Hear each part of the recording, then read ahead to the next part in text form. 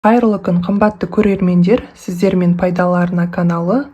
Бұл арнада өміріңізге қажетті күнделікті пайдалы ақпараттармен бөлісемін. Сол себепті міндетті түрде каналға тіркеліп, қоңыраушаны басып қоюды ұмытпаңыздар. Видео ұнаған болса, таныстарыңызбен бөлісіп, лайк басып комментарий қалдырыңыз. Бүгін сіздерге 700 декларациясын қалай тапсырамыз, соны көрсетемін. Бұл декларацияны 31 наурыздан кешіктірмей тапсыру керек. Яғни биыл 2025 жыл болса, сіз 2024 жылға, өткен жылға тапсырасыз. Бұл декларацияны жеке кәсіпкерлікте пайдаланылатын жер учаскелері, немесе автокөлік құралдары, немесе жылжымайтын мүлік иелері тапсырады. Алдымен настройка списка форм деп ашамыз. Осы жерден 2024 жылды таңдаймыз. Яғни өткен жылды таңдаймыз. Және де форма 700. Декларация по налогу на транспортные средства, по земельному налогу и налогу на имущество. Бірінші бетінде декларацияның түрін таңдаймыз, яғни первоначальная. Және де 6 разделда, егер де сізге осы жерде қатысы бар пункт болса, соның біріне галочка қоясыз. Менің мысалымдағы адам, ол индивидуальный предприниматель емес, бірақ та осы форманы толтыруға тиісті адам. Сол себепті С деген пунктқа мен галочка қойдым. Және де екінші және үшінші приложениясын толтыратын болсаңыз, осы жерді белгілеп, 1 деген санын қойып шығасыз. Екінші приложение дегеніміз налог, земельный налог, ал үшінші приложение налог на имущество.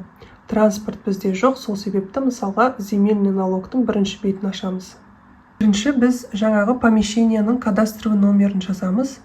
Бұл жерде госакт болады, немесе договор купли-продажи бар. Сол жерді ашқан кезде кадастровый номерді жазуға болады.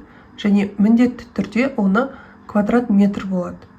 Егер де сізде гектарда тұратын болса, оны сіз квадрат метрға айналдырып жазасыз. Және де осы жерге квадрат метрға галочка қоямыз. Себебі декларацияда міндетті түрде квадрат метрді толтыру керек. Мына жерге 57 квадрат метр екендігін жазамыз. Площадь. Категория бізде А категориясы болады.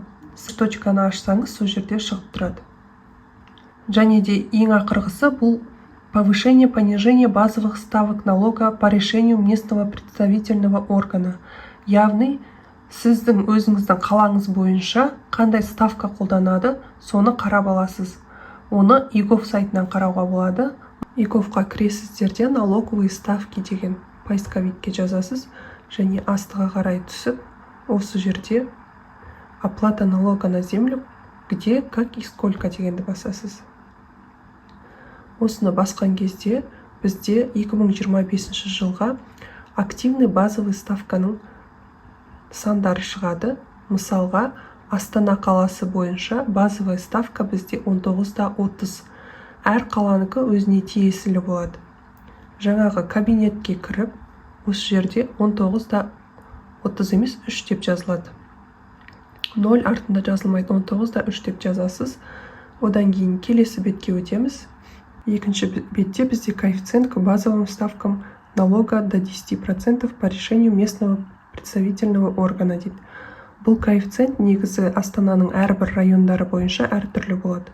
Мысалға, Сарыарқа районы бойынша кішкене азырақ, Есіл районы бойынша кішкене көбірек деген сияқты. Ол жерде қатты разница жоқ. Егер де сіз нақты білмесеңіз, одан да максимальный 1/5 деген ставканы алғаныңыз жөн болады. Қатты сіздің налогыңызда керемет қатты өзгешелік разница болмайды. Одан кейін ставка налога с учетом корректировки. Бұл жерде 28-де 95 қайдан шықты. Жаңағы бірінші калькуляторды ашамыз. Бірінші беттегі 19-3 деген біздің коэффициентімізға көбейтеміз 1/5. Сонда 28-де 95 шығады. Осыны жазамыз, және де количество месяцев бұл жерде 6, себебі бұл адам 2024 жылдың 6 айында ғана жұмыс істеген. Егер де сіз толық 12 ай істесеңіз, осы жерге 12 ай деп жазасыз. Нақты қанша ай жұмыс істедіңіз өткен жылда, соның санын осы жерге жазасыз. Енді үшінші бетке ауысамыз. Үшінші бетте Сіздің налогтарыңыз автоматты түрде өзі шығып тұр. Жерге ештеңе толтырмаймыз. Үшінші приложениеға ауысамыз. Налог на имущество. Жеке тұлға болсын немесе ИП болсын, жаңағы помещениенің бағасынан 0,5% салық төлейді.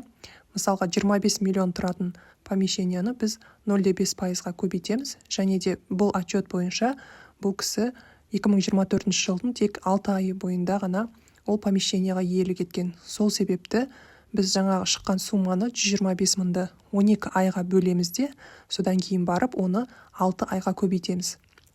Егер де сіз 2024 жылы 9 ай істесеңіз мысалға, онда сіз 9 айға көбейтесіз. Ал егер де 12 ай толық жұмыс істесеңіз, онда сіз 12 айға көбейтіп бөліп ештеңе істемейсіз. Жаңағы шыққан 125 мыңды ғана осы жерге қоясыз.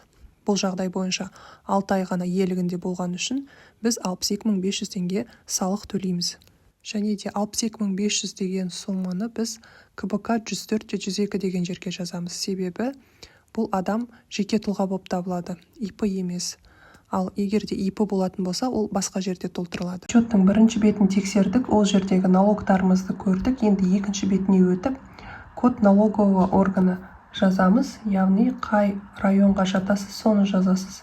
Мысалдағы адам бойынша 62.08 салық органының кодын жаздық, және де жоғарыға қарай барып, проверить заполнение басамыз. Оны тексеріп болғаннан кейін отправить в ОГД деп қол қойып ЭЦП-мізбен жібереміз. Форма налоговой отчетности, журнал форм деп ашамыз. Осы жерде найти дегенді басамыз. Жаңағы сіздің отчетыңыз разнесена болғаннан кейін салықтар лицевойға отырды деген сөз. Осы жерден уведомленияны ашамыз. Осылайынан уведомленияны ашқан кезде астына қарай түссеңіз, қай КБК бойынша қанша сумманы қай датаға дейін төлеу керектігі туралы ақпарат шығып тұрады. Каспий банктың қосымшасын ашып, сол жерде госуслуги, налоги және де налоги по реквизитам деген бар. Сол жерге өз деректеріңізді енгізіп, осылай салықтарыңызды төлеп тастасаңыздар болады. Егер ақпарат пайдалы болса, мен қуаныштымын. Арнаға міндетті түрде жазылып, лайк басып, комментарий қалдыруды ұмытпаңыздар, достар.